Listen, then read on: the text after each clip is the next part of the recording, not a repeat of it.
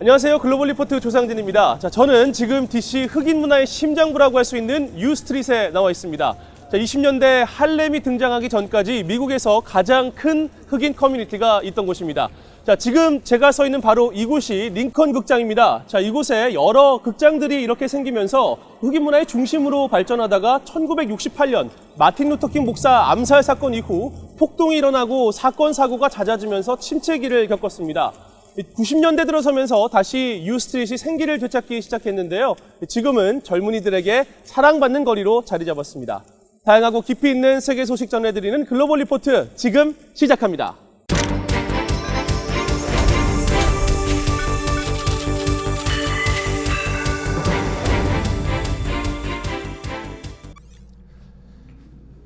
네, 한 주간 전 세계인의 관심사를 해시태그로 살펴보는 해시태그 디스위크 시작합니다.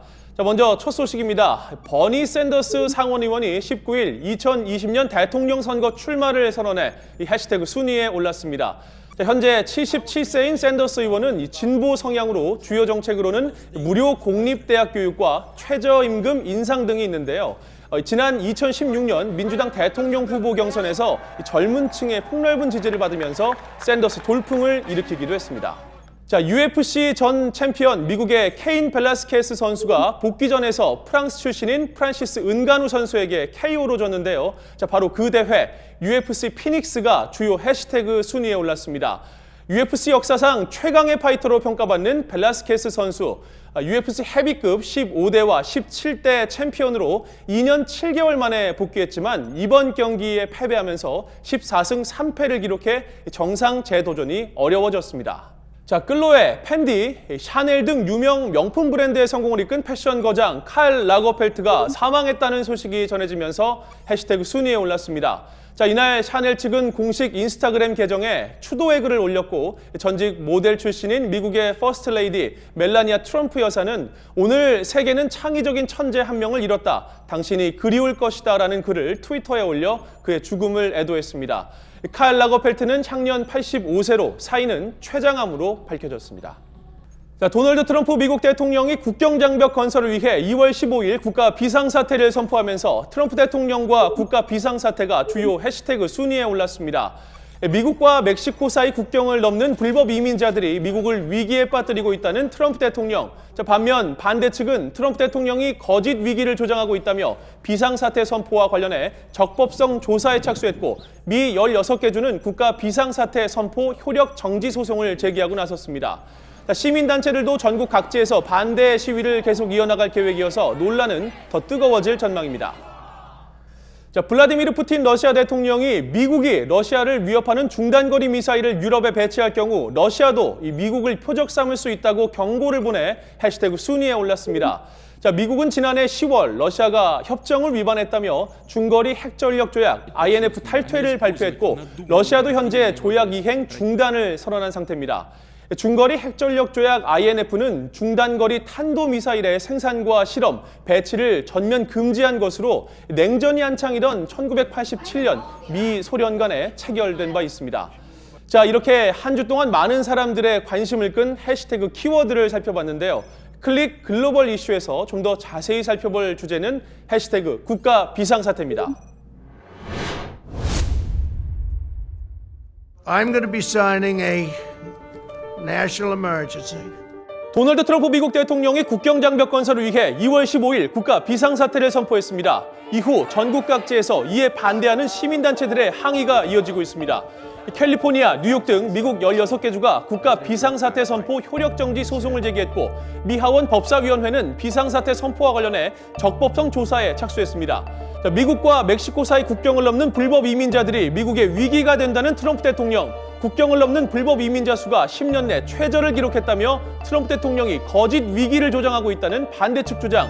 위기냐 아니냐, 지금 국경장벽 건설을 둘러싼 국가 비상사태 선포로 미국이 뜨겁습니다. 1976년에 제정된 미국 국가비상사태법은 전쟁이나 천재지변 등이 닥쳤을 때 대통령이 국가 비상 상황을 선언하고 의회 인준 없이 예산을 재배정하는 강력한 권한을 행사할 수 있도록 했습니다. 미국의 국가 비상사태 선포는 제정 후 43년 동안 모두 60번이나 선포됐는데 1979년 지미 카터 대통령은 이란 미 대사관 인지 사건으로 이란 정부 자산 동결을 위해 비상사태를 선포했고 이 조지 W 부시 대통령은 2001년 9.11 테러 사건 직후 미국의 안보를 위해 비상사태를 선포했습니다. 자, 2009년에는 바락 오바마 대통령이 신종플루 확산 방지를 위해 국가 비상사태를 선포한 바 있죠.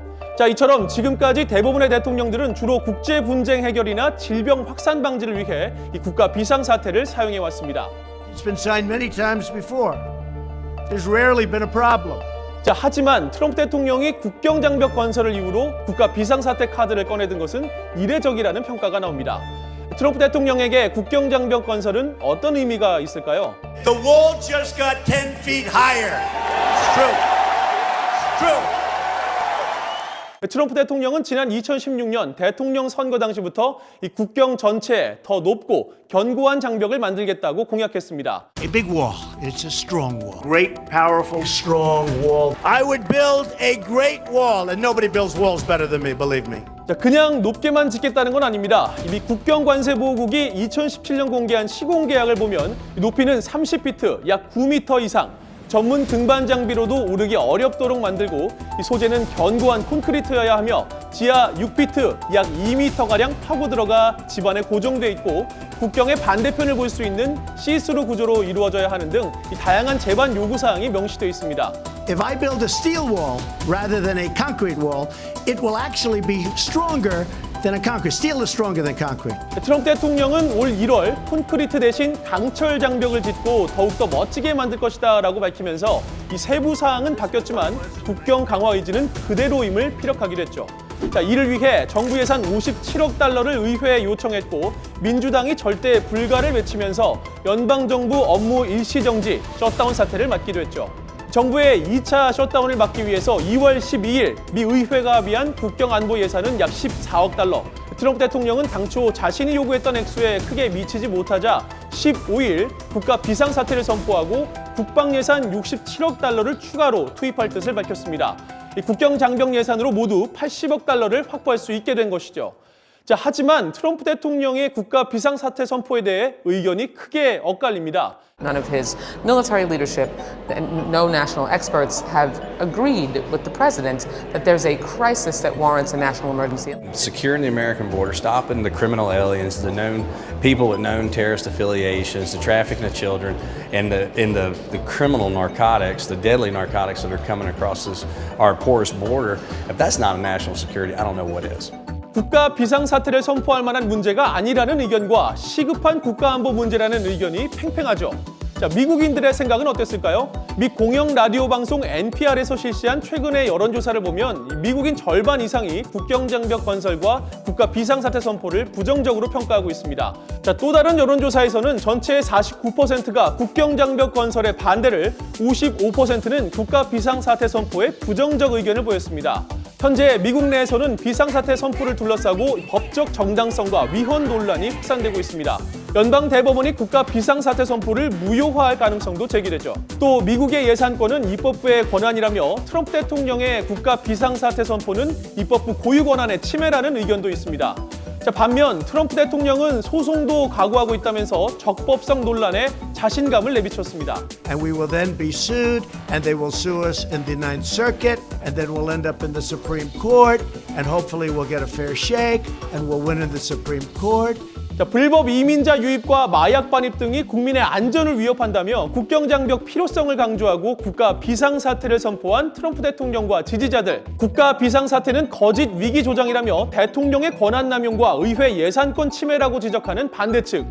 국경장벽 건설을 두고 미국은 두 시각으로 나뉘고 있습니다. 여러분은 어떻게 생각하십니까?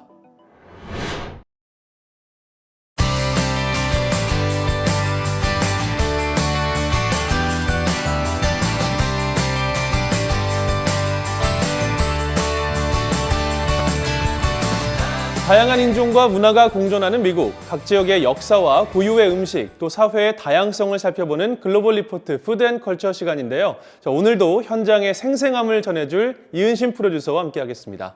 안녕하세요. 안녕하세요. 네. 자, 오늘은 어떤 문화를 소개해 주실 건가요? 네, 오늘은 VOA 센트럴의 취재를 통해 미국 내 몽족 농업 문화를 살펴보려 합니다. 미국에서 몽족 인구가 가장 많은 곳이 미네소타주인데요. 약 6만여 명이 거주하고 있고 이민자의 상당수가 농업에 종사하고 있습니다. 네. 이 몽족이라고 하면 주로 중국이나 뭐 라오스, 베트남 등지에서 많이 사는 걸로 알고 있는데 이 미국 중서부에도 굉장히 많이 살고 있군요. 네, 특히 미국 최대의 곡창 지역인 미네소타에 많이 모여 사는데요. 이들에게 농사는 단순한 생계 유지 수단이 아니라 그들의 역사가 담긴 삶 그 자체라고 합니다. 지난 2011년에는 수확물 판매 확대를 위해 몽족 농부협회인 하파를 설립하기도 했습니다. 네. 자, 그럼 미국 중서부에 새롭게 뿌리내린 몽족의 역사와 문화를 살펴보면서 글로벌 리포트는 여기서 인사드리겠습니다.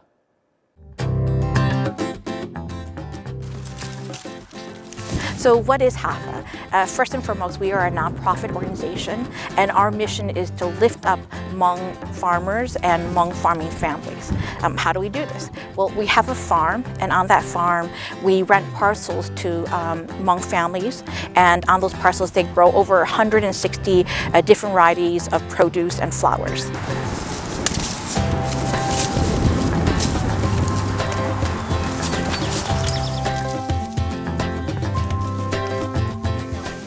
So farming is a really intricate part of Hmong history.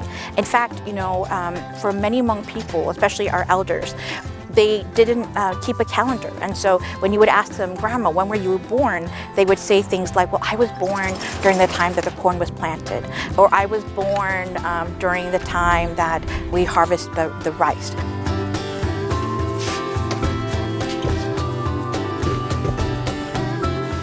So our food hub is a place where we aggregate our Hafa farmers' produce and then we distribute it and sell it to different institutions such as schools, co-ops, or restaurants. And then we also have a CSA program or community-supported agriculture that we have about 350 currently members that buy into the program and they get a weekly subscription of produce.